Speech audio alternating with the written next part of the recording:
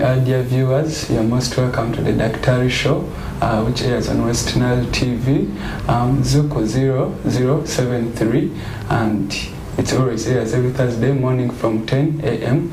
And it's always me, your host, Sunday Junior Tom, who invites guests who have knowledge, expertise in different health fields to educate you, our viewers, on how you can live and manage various lifestyles. It can be diseases, on how to prevent them, on how to manage them, and on how to live with the people who are having particular diseases. And also it can be other lifestyles, like of recent we have been talking of reproductive health, and also it is still our topic of discussion as we are still moving on the various types of reproductive health. And last week, our dear viewers who are with us, they saw we started a topic which was all about preparation for childbirth, the right season in which a man, you are supposed to prepare yourself and your wife in case you want to get to have intercourse and get like impregnate your woman or as you're preparing to get a child.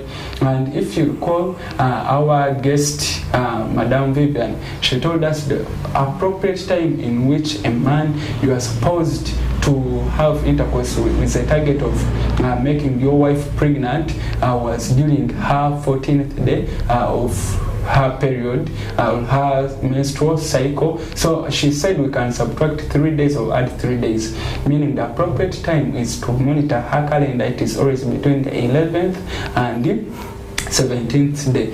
And last week we also discussed about the early management, how you can prepare your wife for pregnancy and what she's supposed to do, where she told us in case you find your woman is pregnant, you go to the hospital for further confirmation and testing, and you proceed on to do the antenatal care visits in order to protect you, the mother, and your unborn child to be safe from complications and diseases. And today it is still our topic of discussion. Last week we were on the preparation for pregnancy and our woman was pregnant. Now today we are going to talk about a woman who has been pregnant for some good time, what she's supposed to do, and also we shall go on the preparations, what she's supposed to do as she's preparing for her childbirth, and also we shall talk of the modes. I'll discuss with you, our dear viewers, on the modes of delivery,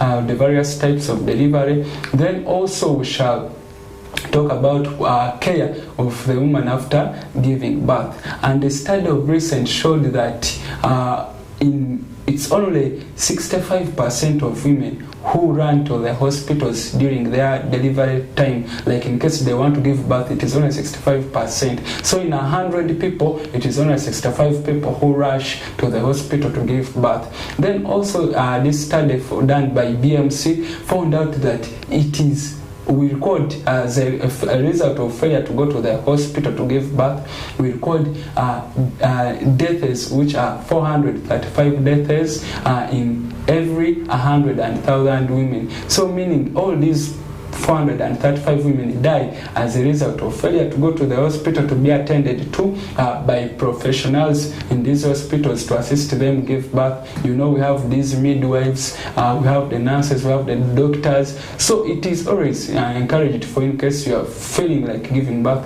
you rush to the hospital such that you can be assisted. So today we are going to our guest today is going to talk about those preparations you're supposed to do while giving childbirth, and also he will also give us more details and discussion on the care of the woman and the baby after delivery. You are most welcome, Mr. Tumkugize Crispus, on the Daktari show on Westnile TV. Thank you very much. A good morning, everyone. Thank you for those who are listening from Westnile and Uganda at large. My name is Crispus Tumkugize. I'll be taking you through what he has already talked about. So let's see what we shall talk about today. Okay, thank you very much, Mr. Crispus. So I come back to you again. You have heard of these statistics which are a bit worrying, that it is only 65% of women who rush to the hospital to give birth, and meaning it is leaving out 35% of these women who are going to give birth from these hospitals. What do you think could be the attribute of such failure of women to go and give birth from hospitals? Mostly women have a lot of challenges. They may not be going to hospital due to very many challenges. At times you find hospitals are very far, they cannot treat them in time. Others you find it is due to culture. You find some cultures believe that going to the hospital makes them they look at you as if you're weak, as I think I've heard from some cultures which I have not mentioned now. Actually, I heard it's among some of these South Sudanese that in case you go to give birth from the hospital, it shows you're a weak woman. Yeah, I think I've heard such cultures. Yes. Even for the time I've worked at Arua Regional Referral, we've heard of such information. Then another cause might be the cost. Like at times you find that when they go to the hospital, they are charged maybe for delivery fails. They are you need to pay money for cesarean section, so they fear the charge. Yeah, those might be some of the reasons why some of them don't like going to the hospital. All right, thanks very much, Mr. Crispus, for that information. So, dear viewers, you have heard some of the challenges which could be hindering our women from giving birth from the hospital. As we shall be going through this discussion, he will give us the guidance and the outcomes, like how can you overcome these challenges, and in case you want to give birth in the hospital, give them to us as we proceed. I come back again to Mr. Tumkogiza Crispus. We have a woman who is already pregnant. What are some of the preparations she should always do? What the reminders the spouse or the man should always remind this woman to do? Thank you very much. Yes. First of all, I will look at the African culture. Like you find mostly for the ladies who are underage, or those who get married not in line with the culture. Maybe you get married to a man which they don't want. You find that the family is over pressing on you. They are not happy with you. So you find that the parents are over pressurizing you. So one of the things that I'll talk about will be the preparation emotionally, like how you need to prepare. Like you can engage in activities that relieve your stress, like playing football. Then you can talk to elders, maybe they can help you talk to your parents, they reduce that pressure on you. Then the second preparation that I will talk about will be stopping the taking of drugs. Not the drugs that we give in the hospital, but there are these drugs that are very common, like marijuana, then there is smoking, there is alcohol, because they might be overt, a bad effect to the child that is going to be born. Then the next preparation would be you can also, like for the mother, you also need to go for antenatal visit. So during antenatal you find that they are giving you drugs. So when they give you the drugs during antenatal visit, you are required to take them for the health of you and the health of the child in you. Nextly, as a mother who is preparing to give birth, you need to sleep under a treated mosquito net, just to prevent malaria that may complicate situations, and you find that the child is not born in a good condition. Then another preparation might be the financial aspect, that you need to prepare. As you're going for antenatal visit, you may find that the hospital is a bit far, so you need to incur transport every day to travel and reach the hospital. Maybe those ones that we've talked about may be the early preparations. Okay, maybe to cut you short, I heard you talk of the component of playing football. Is it possible for a pregnant woman to play football? Also, maybe if it's fine playing football, what could be the relevance or the importance of this woman playing football? Yes. Football, you may not play football when you are at your late ages.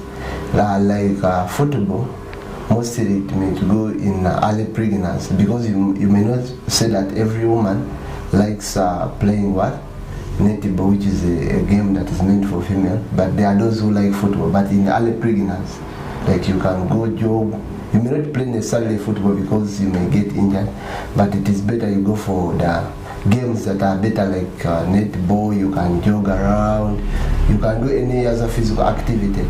And the relevance of this activity, first of all, it increases the blood supply. By the way, you find that the blood circulation around your body is fine, and the fetus or the baby that is in you will be able to also receive the blood. Nextly, the exercise will make you very strong, that you will find that it prepares you that in the times of giving birth, you're physically fit and you can be able to push the baby. Okay, thank you very much, Mr. Crispus. Then again, I'm still on you. I heard you talk of these drugs, the marijuana, these opioids, and also smoking. What could be the disadvantage, or how does it put a woman who is pregnant at risk? Okay. What are those risks to expose it to these pregnant women out there? Yeah, thank you very much. So I'll begin with one drug, which is the alcohol. Yes. The alcohol causes, when the baby is born, the baby may suffer what we call the fetal alcoholic syndrome, where you find that the baby has retarded mental growth, so the child might be dull and may not grow very fast. You find that the child is born when he or she is underweight because of the alcohol. Then for the smoking, it contains compounds that can cross the placenta and they are able to damage the baby. So in the end, you may find that they may even lead to abortion, or what we call miscarriage. Okay. Yes, thanks very much, Mr. Crispus. Also, maybe to go to the nutrition aspect part of it, how can you guide our viewer outside there who is pregnant? Which kinds of foods can you advise them to eat as she's pregnant? Mostly, we normally call it a balanced diet. Okay. Like when the mother is eating, we may not recommend her to eat one type of food. So we recommend a diet that has most components. Like we can say carbohydrates, so you don't only rely on cassava. You can, if you eat in cassava, you can add small beans. You can put some vegetables, but mostly the food that we recommend, because we know these foods are ever available, like the proteins, and because if you eat posho and beans, that's already carbohydrates and proteins. But you find that most of us miss the aspect of vegetables. So we recommend you to eat fruits. Yeah, they are very good and they make the mother healthy, as they help in improving the immunity of the mother. Okay, thanks very much, Mr. Chris. Then also again I come back to on that aspect. You find these pregnant women, they have appetite for good foods, they have appetite for chicken. What could be the relevance? Also, should me as a man, like our viewer outside there, is it also relevant for him to give these women this chicken and the fish and so on? Yeah, I understand. If you have your wife and she needs the meat, she needs the chicken, it's not good to say maybe she's trying to pretend, or maybe she's exploiting you because of the baby. But mostly you find that there is change in appetite for the women who are pregnant due to hormonal changes. Like when they are pregnant, you find that the hormones keep on changing. And for those who at least know about hormones, we normally have the progesterone and estrogen that rise during pregnancy. So at times they affect the appetite levels. You find that someone has appetite for this and doesn't like this. Okay, yeah. Thanks very much, Mr. Chris. Hope our dear viewers outside there you're noting.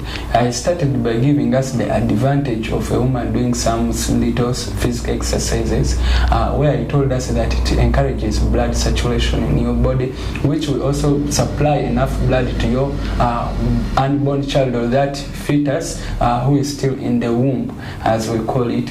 Then also it took us to the aspect of nutrition, where it has encouraged us to give these nutritious foods, which he called a balanced diet, to these pregnant women, such that they can have their bodies develop well, and also the unborn child to develop well. Yes. Thanks very much, Mr. Chris. Then again, I come back to you. Whenever we have these pregnant women outside there, they are encouraged to go to these, they call them antenatal visits. What could be the relevance of antenatal visits, and what are the services you people give to our women when they come to you for antenatal visits? Yeah, thank you very much. When you talk of antenatal visits, I smile because I know it is very relevant to our pregnant mothers. First of all, like when you come to antenatal visit, we don't only give you what we call advice, because we normally talk to our mothers on how to manage themselves. Nextly, when they come for antenatal visit, we do also checkups of other infections that may make the pregnant mother not to produce very well. Inclusive, we have hepatitis B and HIV, and if you are found with any of the two, you are put on medication. Then nextly, we also give them what the mosquito nets. They normally give them at even regional referral. They are for free. When you come as a new mother, they give you. Then nextly, they also check for your blood pressure, and they take your weight to know how your body is progressing with the pregnancy. Then there are also drugs that we give. We give folic acid. That one is good in blood formation. Then we also give Fancida. That one is prophylaxis against what? Malaria. Then also when these mothers come, we normally send them for what we call ultrascan. So that when the baby is presenting, like at times you find that the baby, some of them present vertically, others present horizontally. So under ultrascan, that scan helps us to know how the baby is lying in the abdomen of the mother, so that we can see on how to direct her or where to go during the time of birth, giving birth. Okay, thanks very much, Mr. Chris. Hope our dear viewers are noting what he's telling us. He's told us that these women, when they go to the hospitals for these antenatal visits, they screen them for syphilis. Those who have been with us always on this Daktari show, last week our guest, Madame Vivian, told us the disadvantage of having untreated syphilis as a pregnant woman, that it can lead to a miscarriage. And he has also further emphasized it, that these women have to go for screening for syphilis, such that it can protect you and your unborn child from getting a miscarriage. Then also he talked of the HIV screening. In case you are positive, there is a possibility here nowadays that even if a woman is positive, this woman can live and give birth to a child who is not positive. Maybe you can also further explain that to our viewers outside. Like long time ago, it was called prevention of mother to child transmission, but nowadays it is called elimination of mother to child transmission. Still on that, maybe why was it changed from prevention now to elimination? That last time they would only prevent. Okay. They would stop it from happening. Yes. But nowadays they have gone ahead that they want to eliminate it completely. Yes. Yeah, because according to Uganda Ministry of Health, they are planning to end that HIV. Like they are not ending it completely, but they want at least the levels by 2030 to have minimized.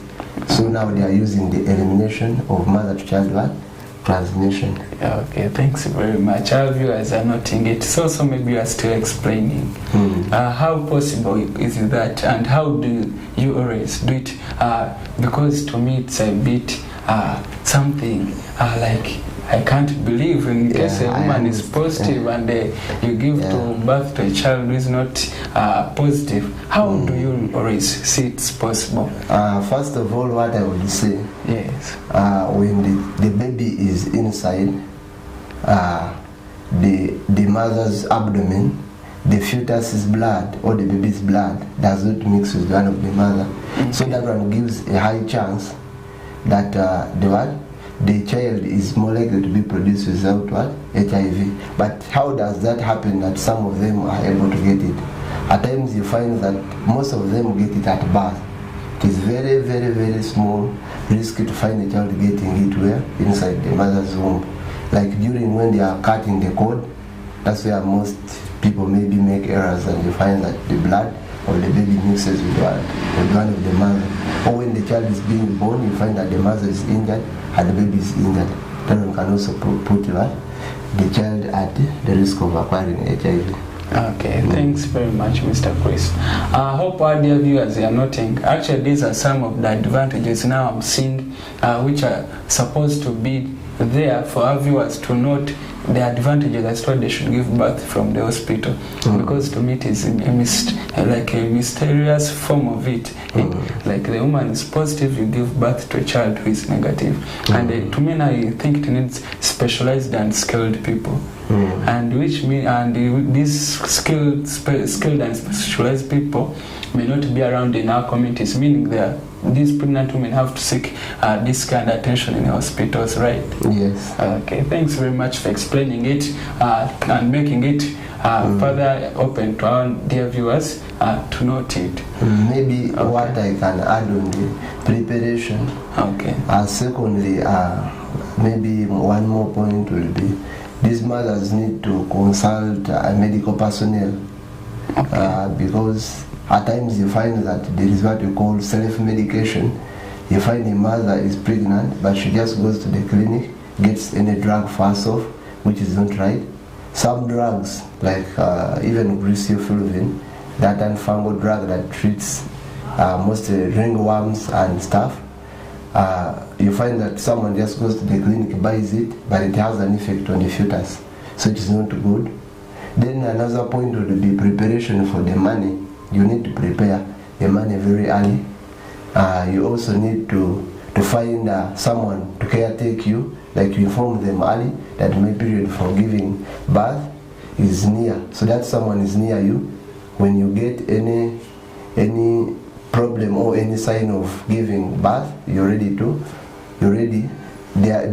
take you to the hospital for delivery. Okay, thanks very much, Mr. Chris.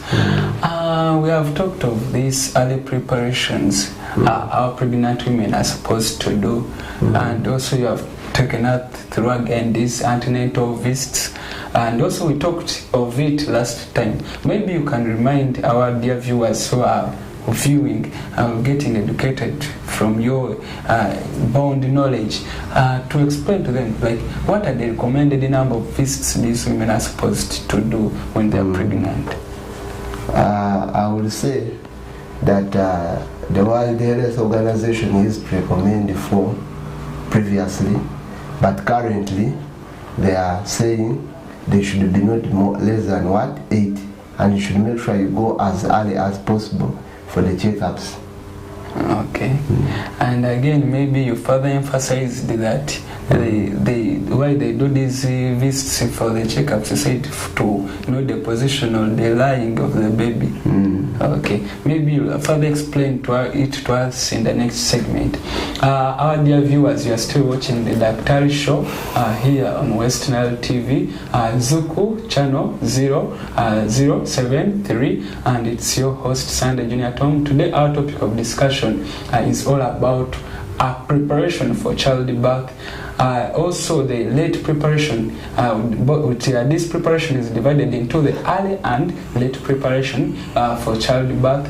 Then also our guest here, Mr. Crispus, will also be leading us or discussing with us also the modes of delivery. What are the different types of delivery? We hear some go in theater, some just give birth the normal way. He will explain it to us in the next consecutive segments. Let's first get for this short commercial break, and we shall be back briefly. Thanks very much, our dear viewers.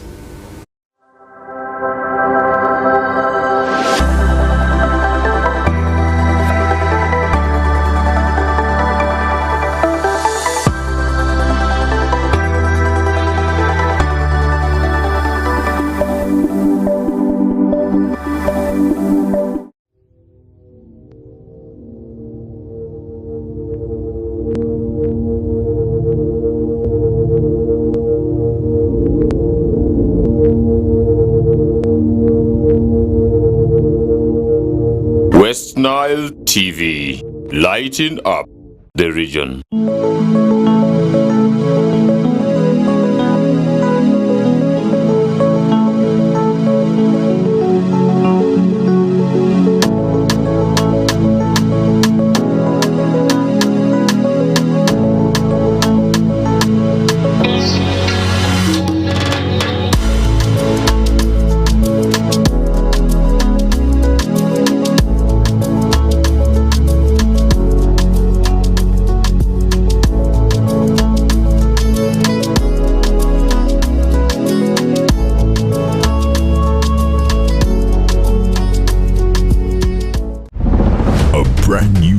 Global Star TV with StarTimes Inside Technology.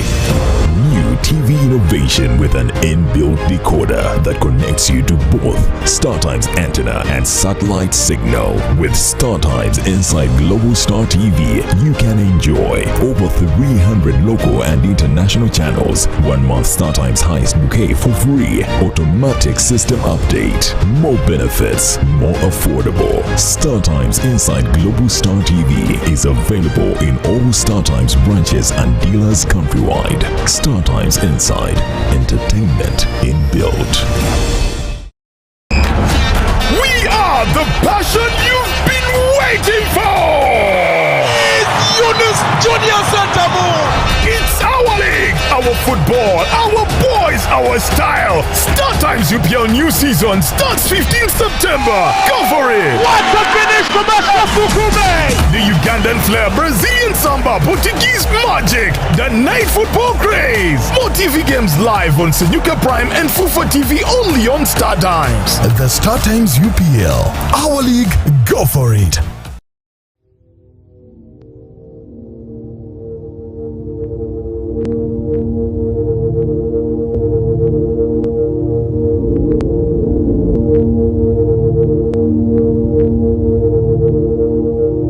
Westnile TV, lighting up the region.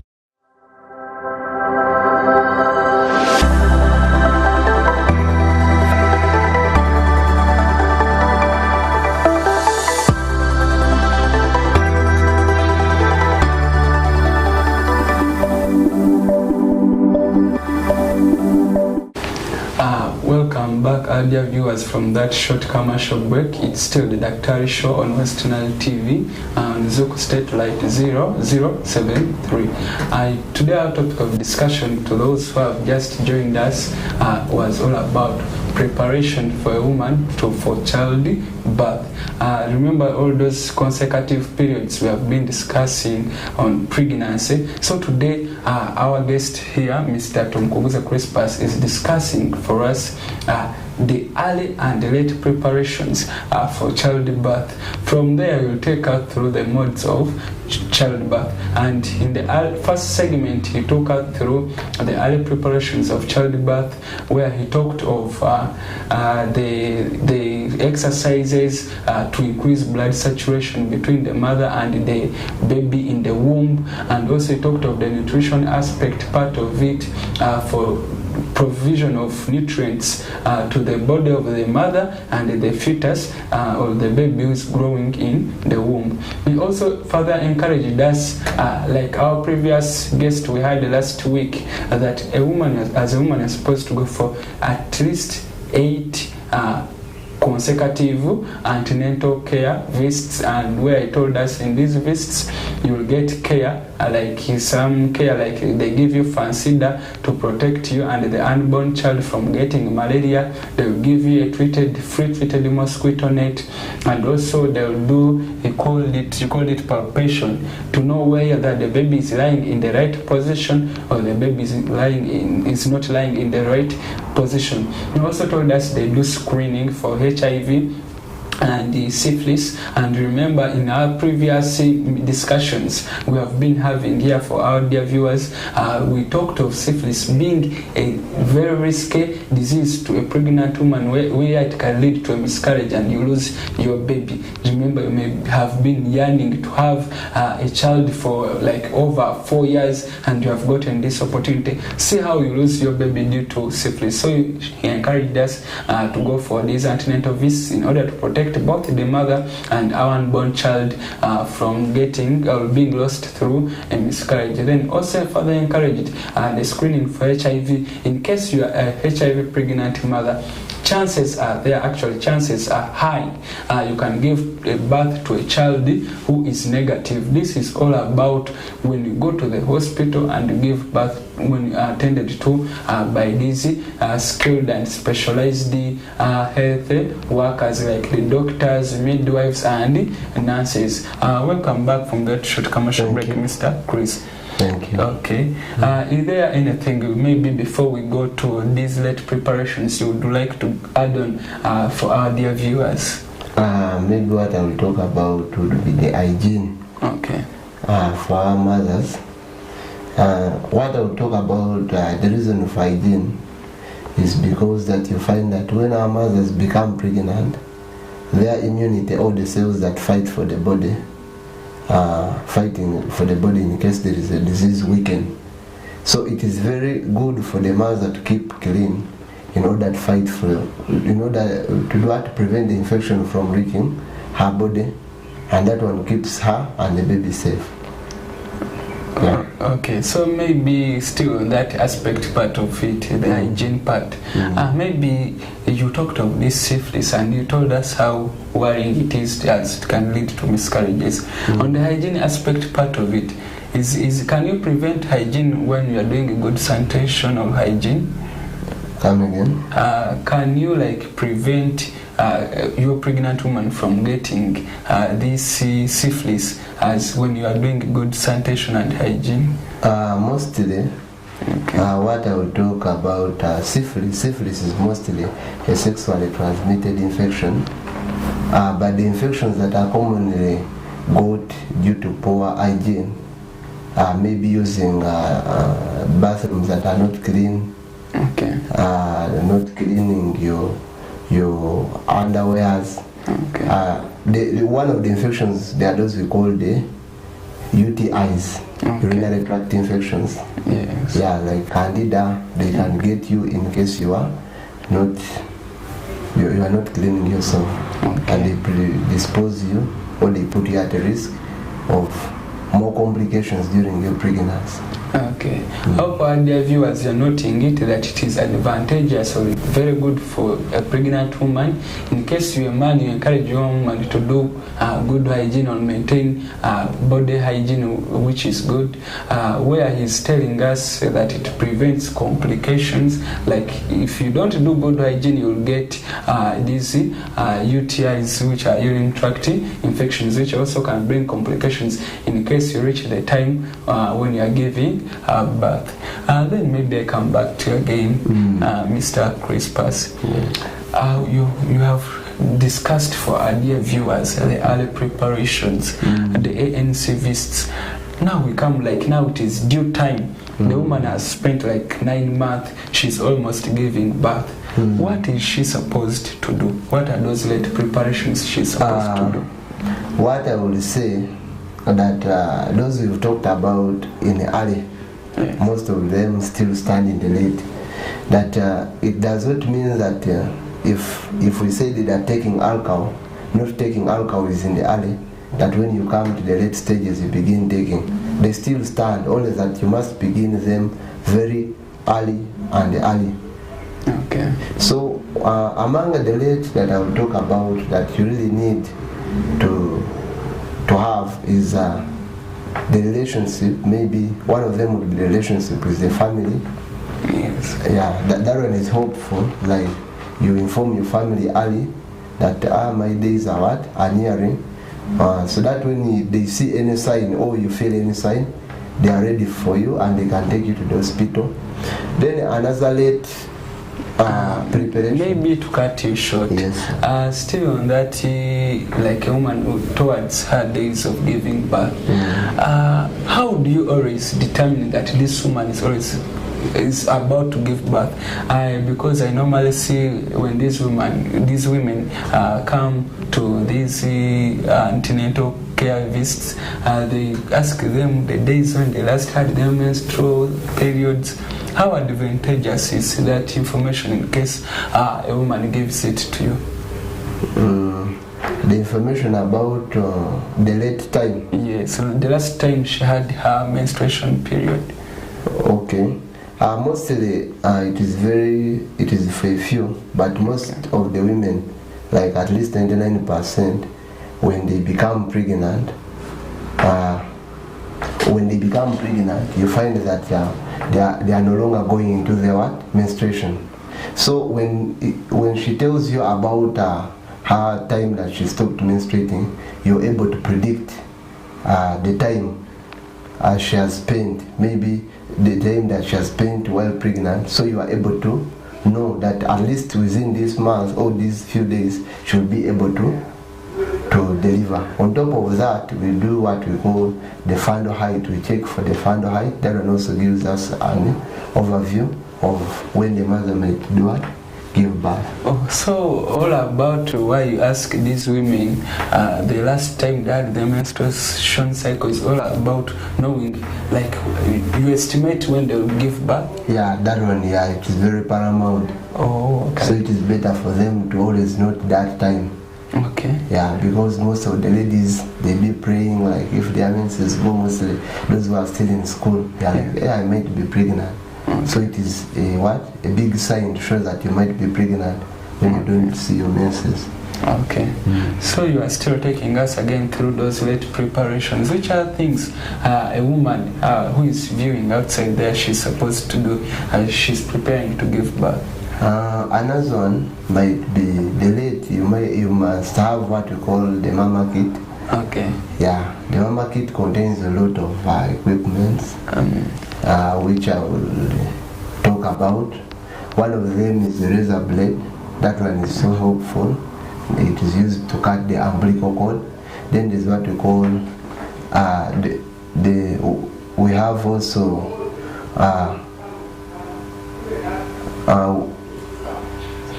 we have the mama kit also contains the razor blade, the soap, the cord ligature, the plastic bag. You will find that I will just talk about a few importance of them. The soap, that one might be for cleaning the baby or you the mother. Then the cord ligature, for it after cutting using the razor blade, that is also in the mama kit. It is important you clip the cord so that there is no bleeding. I think then for the plastic is the one you lie down, you lie on, like when you're giving birth.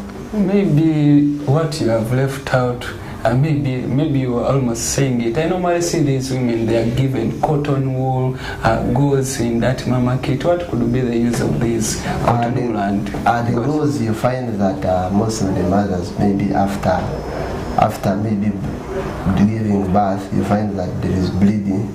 So you place it inside the private part of the mother just to absorb that blood, so that the bleeding does not flow on the legs. Okay. Yes. Then also we was still on that.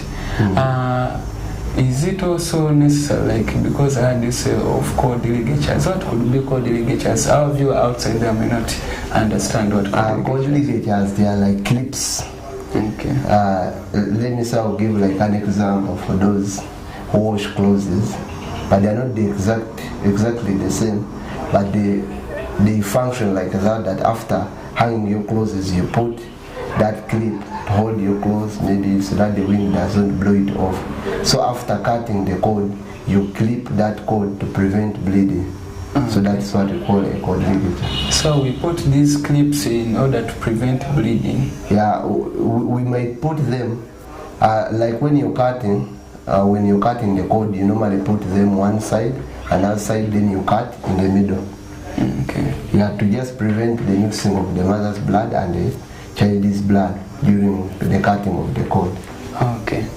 Then also maybe still on that, in case there is a pregnant woman who is viewing us right now, is she also supposed to do exercises in these late stages of her pregnancy? Yeah, they are very paramount. Okay.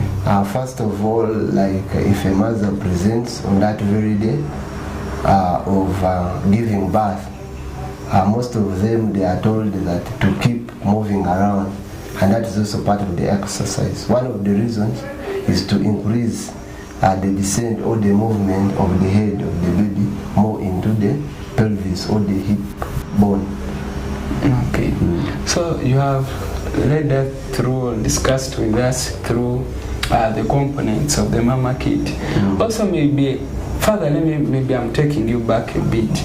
We normally see these women with these cards, like whenever they're coming to these antenatal visits, and you find there on those cards there are questions like, how many children have you given birth to?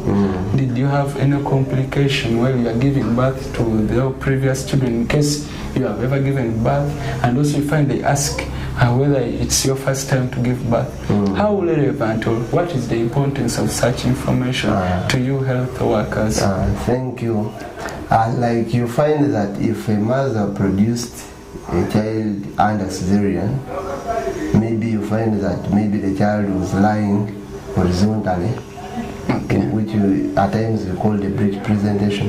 You find that there is more likeliness or likelihood of the mother presenting the same. So it gives it is like a predisposing factor. So it helps you to determine. Then for knowing how many children the mother has had, like if a mother has produced very, very many children, maybe for those who are 9, 10, you find that they normally get complications during birth. So they normally need much attention. So that's why we normally need to know that information about them. Okay. I heard you talk of C-section. C-section, is it this one for us in the layman's language we call it theater? Is it the one we hear someone says, my wife has been taken to theater to be cut? Is it the C-section? Yeah. The C-section, yes. In full we call it the cesarean section. Okay. Whereby the mother who has failed to produce normally or to produce via the private parts, that mother is taken to theater and operated. So in short, that's what most people call operation. Oh, okay. So dear viewers, those who want to know, you've gotten to note it today that theater, what we call theater operation, these medics call it C-section or cesarean section. Those who are interested, you're noting that one. Again, I come back to you, Mr. Crispus. Still on that card, we see and you didn't talk of this aspect part of it, like they ask, like if it's my woman, they will ask if it's her first time to give birth. What is the relevance of that? The people who are just beginning to give birth, yes, which medics call the prime gravidas, you find that you don't know anything about them. You don't know their history of giving birth. So it is better to give them more attention, because first of all you find that they are still narrow since they have never given birth, and the next thing about those people who have never given birth, you find that they have less knowledge about giving birth, so they need much attention. So that's why we normally ask them. You will find that a mother who has been giving birth, at least she knows some things because of the experience. Okay. But for this one, a child, a teenager, will need more attention because she has less knowledge about giving birth. That's why we normally ask them just to know much about them. Okay. So maybe which other information is always on that card apart from that you have told us? Is there any other information you think is vital for our dear viewers to note which is always on that card? Yeah, like we normally ask about the children, which we call the past obstetric history. Like we ask them about the number of children they have had, and when the children were born, are they still alive? Were they vaccinated? That one is also part of the card.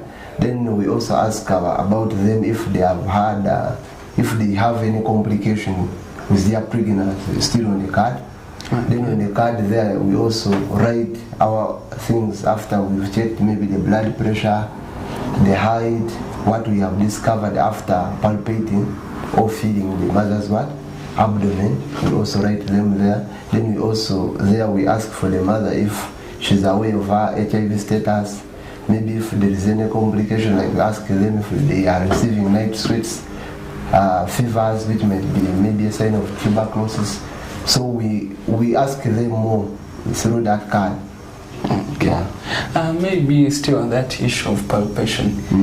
When we were starting the program, there is somewhere you said fundo height. What is fundo height? Fundo height, yes, it is an estimation of the mother's period of time that she has had the pregnancy. Okay. Yeah. So maybe how do they do it? If you are maybe also be interested in like that one, they normally just check like the number of weeks you have spent. Fundal height is calculated in weeks, so they normally just press the hand on the abdomen, so there's a way they count. After, like if it is below, like they feel where the position of the fetus on the abdomen. So for those that are below 20, that are below the umbilical cord, we normally consider that they are below 20 weeks, and those that are above, we determine by the finger, the number of fingers. So like, I heard you say of weeks, so like the fingers, each finger is of how many weeks, or does it have a specific? Each finger is always 2 weeks. Okay. Yeah, so we count like that, beyond the umbilical cord. So in case there are 2 above the umbilical cord, it means those are 4 weeks. No? Yes. Above, we say above, we have the 20 on the umbilical plus the 2, those are 20. So it means in case I have 4 fingers above the umbilicus, it will be 4 weeks plus 20, meaning that will be 24 weeks. Yeah. Okay.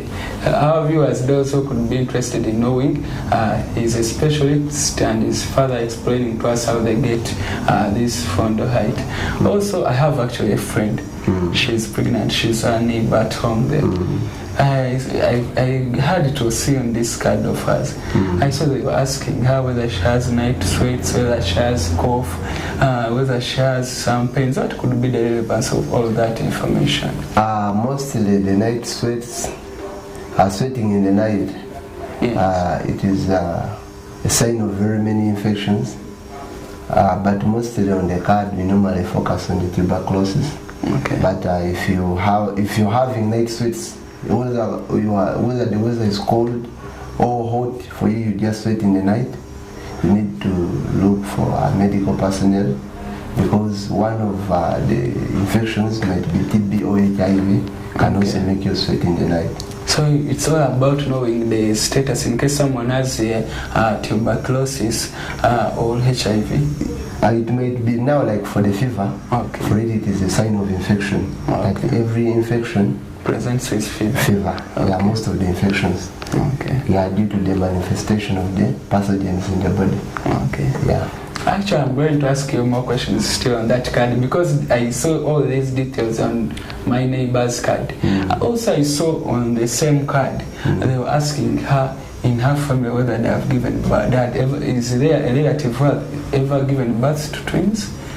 Why do you need to know that information to your specialist?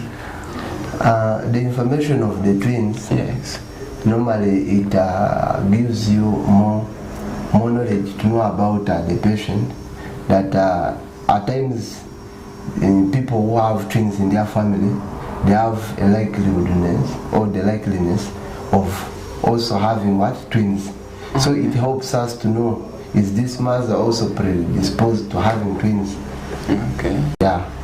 So we just want to know if in their family they have that history of having multi-birth. Okay, so meaning in case my mother gave birth to twins, also like I can give birth to twins, like if she's a lady outside there, so she can give birth to twins? It is not a guarantee, but at least there is a higher possibility of having multiple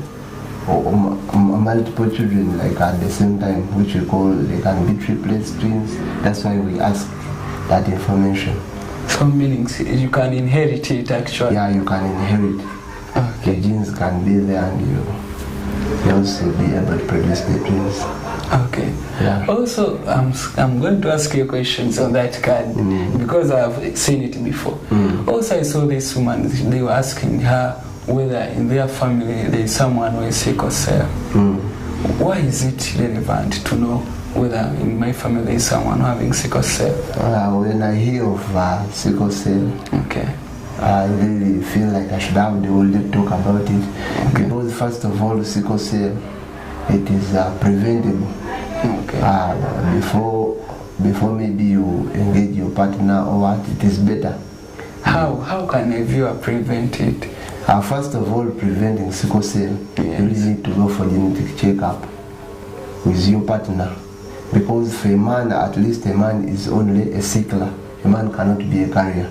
So it is better for a man if you know if you don't have any sign for sickle cells, or if you've never been diagnosed with sickle cell, it is better when you get a wife, because a carrier may not have any sign of sickle cell, but when you try to produce with that woman, you are able to produce a child who has sickle cell, because women are carriers.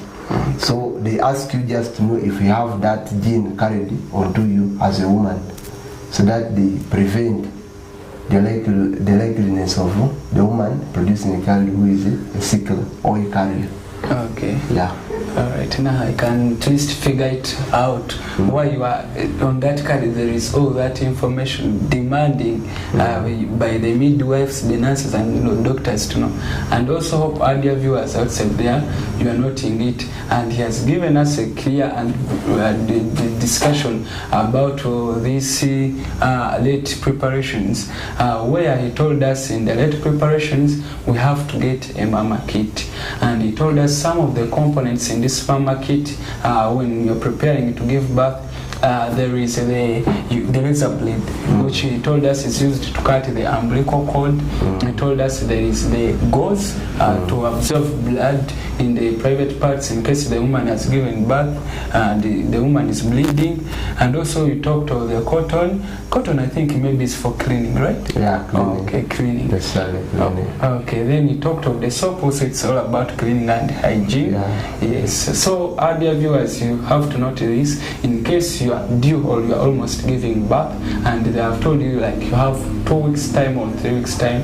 It's better for you start preparing. You buy all these equipment or components in the mama kit, and they are always there in hospitals. So it's better if you're almost giving birth, rush to the hospital and get a mama kit. Also, meanwhile, you can be buying clothes for your baby. You can be buying those nice beds, the bed sheets to prepare to receive your unborn child. Then also he took us through some of the details in the this card which these women get from the antenatal care.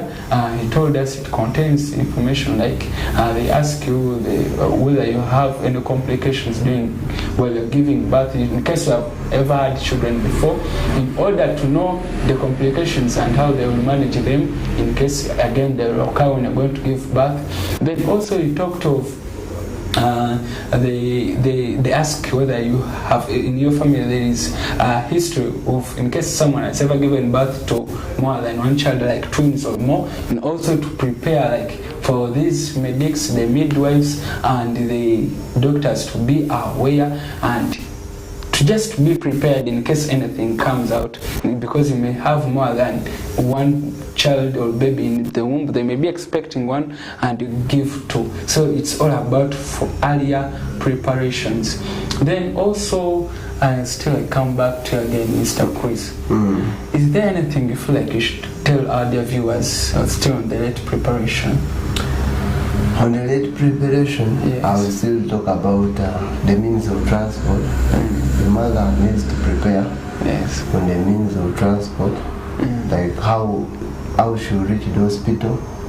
Then the caretaker, she needs to find the caretaker who will be by her side during the process of giving birth.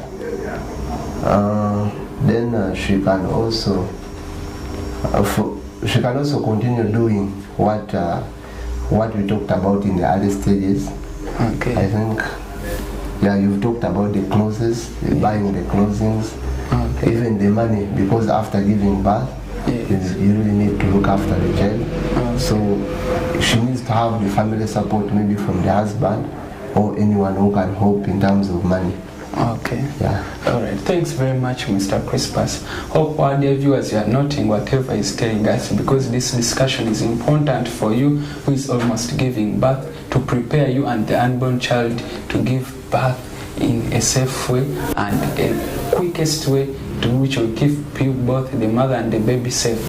Then also here is what our dear viewers you should not miss in the next segment. Is going to come and tell us about the different modes of delivery. We hear some women go to theater. He will tell us why these women go to theater for operation. Then also he will tell us of these women who give birth normally. He'll tell us some of the factors which enable our women to give birth to give birth in a normal way, such that we can also continuously do them for safe and quickest delivery. Thanks very much, our dear viewers. Let's get back after this short commercial break.